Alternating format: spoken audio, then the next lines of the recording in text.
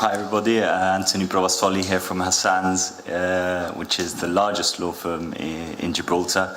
I'm a partner and I co-lead the blockchain Fintech DLT team, which is only about a year old. Obviously Sean and Jonathan have gone over most of what is relevant, so that leaves me with an uphill task to sort of try and put some information across which you haven't already heard from the first two speakers. So what I want to do instead is basically take you through my journey over the last 3 to 4 years in the blockchain space, what I've seen and how I've seen the industry develop in those few years, both in terms of the regulatory position, not only in Gibraltar but globally, and the type of businesses that we're seeing now come to the fore and integrate blockchain into their services that they're providing. So for me, it all started about 4 years ago because a client came to me and said, I want to incorporate in Gibraltar a Bitcoin exchange. I thought, what's that? So, of course, as any good lawyer would do, I told him, of course, I knew what it was, and I'd get back to him very quickly to let him know what was the best course of action and whether or not Gibraltar was a suitable jurisdiction for him. I remember at the time going to the regulator and speaking to the rest of the partners in the firm. Nobody knew what I was talking about. I did a lot of research, and as happens, I think, as tends to happen in this industry, as soon as you start looking into what it is, you start exploring it and digging a little deeper, and you get hooked, and that certainly happened to me. So I walked around Gibraltar, trying to speak to anybody in the professional industry and ask them whether they had heard about this and what their thoughts were. I just wanted to have a conversation with somebody about it, and it was impossible. So eventually I came across KPMG, who told me that they were hosting a summit in Isle of Man, and they offered an invitation. So of course I obliged. I went over there, and that's when I first met Sean, actually. She was one of the first persons I ever heard speak at a conference about this stuff, blockchain, crypto. And at that conference, that really opened my eyes. I saw it was a pretty big event, even 4 years ago. Obviously, much smaller than the likes of the Consensus conference that Jonathan referred to earlier. That attracted over 8,000 delegates, which are crazy numbers. And obviously, these events were much smaller 4 years ago, but still, it was enough to see, how many different projects are out there. And really, it was interesting to learn from these guys that what they're looking for really is a jurisdiction that allows them to operate and that allows them to set up their business and start to provide the services that they want to provide. All of them wanted regulation, or most of them wanted regulation, and that is in fact why they had gone over to the Isle of Man, because the Isle of Man at the time were promoting themselves as a hub for this type of activity. But really, the Isle of Man hadn't really, they didn't have any regulatory framework in place, although they were talking a lot about what they were going to do in the future. But I think what I realized at that conference was not only how much of an opportunity, how much potential there was in this industry and how quickly it seemed to be growing, but also the fact that Isle of Man wasn't an ideal place, because actually all the banks over there were turning a cold shoulder. The service providers, the company management firms there were not wanting to provide a service. So everybody was sort of annoyed in a way at the fact that they had been sold this Isle of Man dream. They had gone over there and they had found out that really it wasn't the ideal place that they all thought it was. So as soon as I came back to Gibraltar, I thought, well, this is a great opportunity for somebody, for a jurisdiction such as Gibraltar, to take this and run with it and become an industry leader. I went to the government, and they had already heard about this. I thought, I'm going to go to them with a great idea. They're going to love this. In fact, I spoke to Minister Isel, and he said, look, we've heard about it recently. We're going to put together a working group, and they're going to explore the possibilities of regulating and what we can do in this area. There was a little bit of toing and froing as to who was going to be the regulator. Who was it going to be? The Financial Services Commission? Was it going to be the GRA or any other? Or was it going to be a new regulatory body that was going to be regulating this activity? And if it is, what were they going to be regulating? I think after a lot of discussions, eventually the Financial Services Commission came forward and said, actually, there is a lot of overlap with financial services, and I think that we should be the ones that are regulating this. I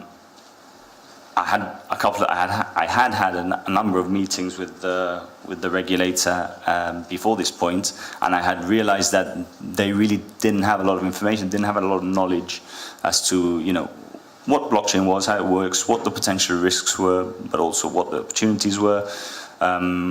For me, it was important that the regulation was appropriate, because at the time, New York had come out with a bit license regime, which everybody was criticizing because it was overly burdensome, and it just stifled innovation, and it basically it didn't work for everybody, and it was basically destroying the industry in New York.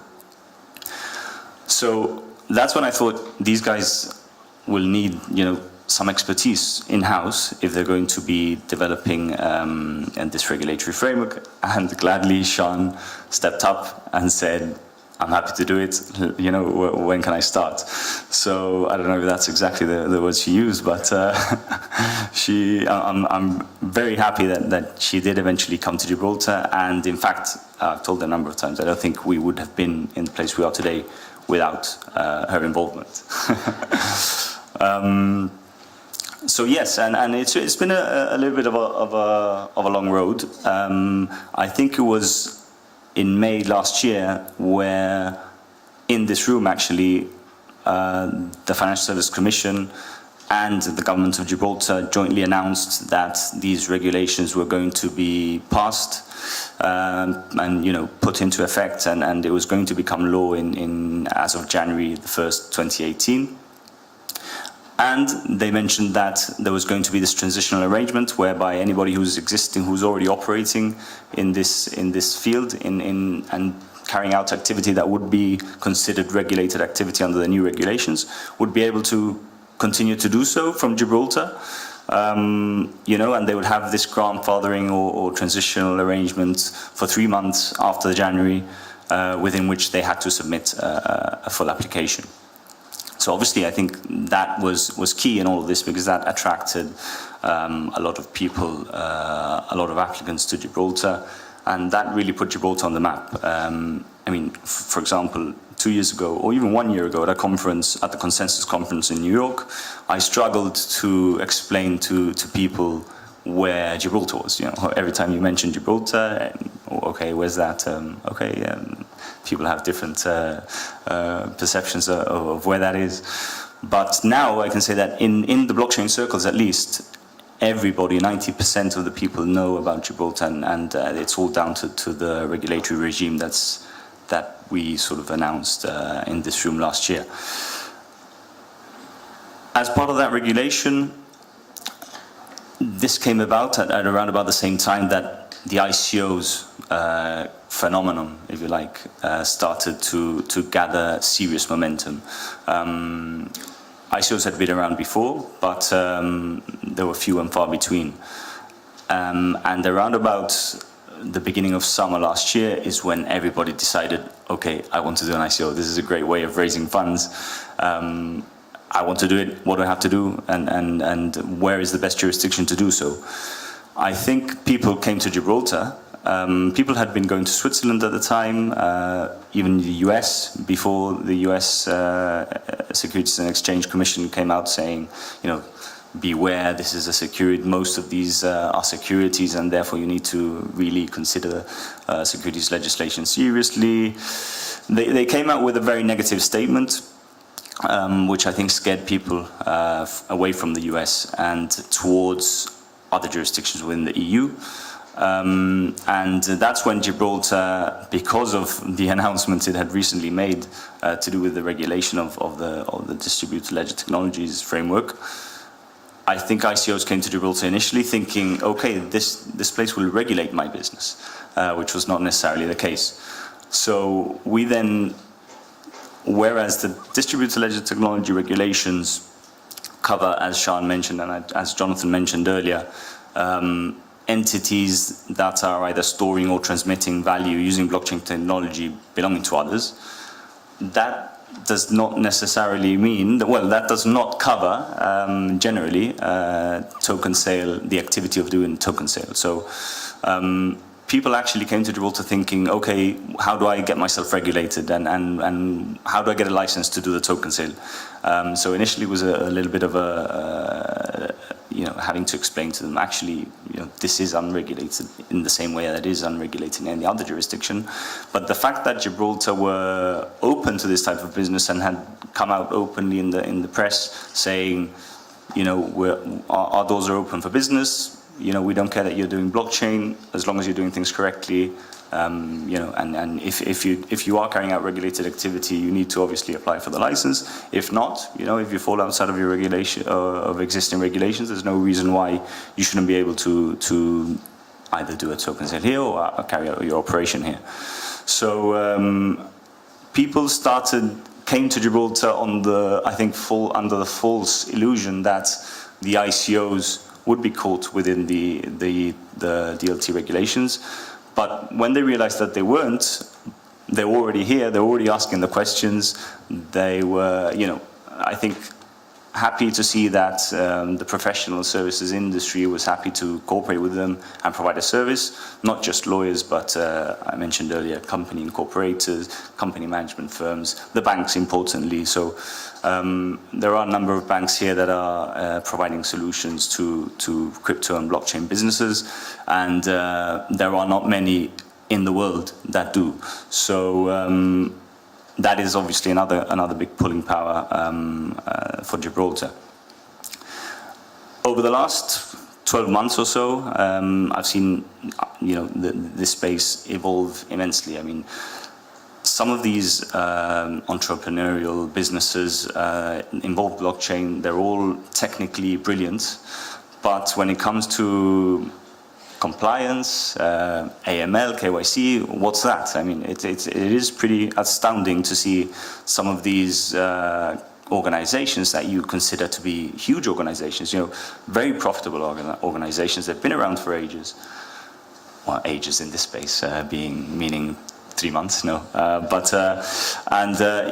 It is quite shocking to see they have no AML policy, they have no KYC policy, onboarding policies, what's that? How do we deal with complaints procedures, these sort of things that you tend to see in any, certainly any regulated applicant or any licensee of any financial services license. You would see that these people have all of this in place, and it has been it is quite an uphill task sometimes to take these guys through the process of these are the things that you need to have in place if you're going to want to be operating from here, and if you want to have a financial services, a DLT license in Gibraltar. Sean touched upon earlier the fact it's not like touch. I can guarantee, after having been advised a number of clients through the DLT application process, that it is certainly not like touch. But having said that, the regulator has taken a very good approach in the sense that they're sitting down with the applicants, they're talking through their business models, they're highlighting certain things that they may want to focus on.